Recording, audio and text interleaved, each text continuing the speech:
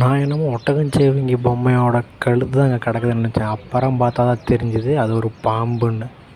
அது என்ன பாம்புன்னு தெரிஞ்சால் கமெண்ட் பண்ணுங்கள். எனக்கு தெரிஞ்சு மலைப்பாம்பாக கண்டிப்பாக இருக்குது. ஏன்னா மலைப்பாம்போட தோல் வேறு மாதிரி இருக்கும். அது தூங்குதா இல்லை இறந்துருச்சான்னு கூட தெரியல. தலையை காணும். ஒரு தலை மண்ணுக்குள்ளே விட்டுக்குது, மாட்டிக்கிச்சா தெரியல. மழையில் சேத்துலக்கு தலையை விட்டு மாட்டிக்கிச்சான்னு தெரியல.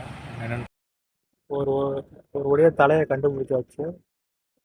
பார்த்தீங்கன்னா அது விஷப்பாம்பை. விசாரித்தேன், பசங்கள்கிட்ட போய் விசாரித்தேன்.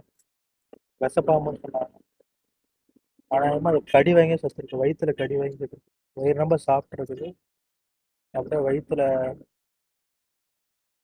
வயிறு ரொம்ப சாப்பிட்ருக்குது. வயிற்றுல கடி வாங்கியிருக்கு. திருப்பி போட்டு பார்த்தேன்.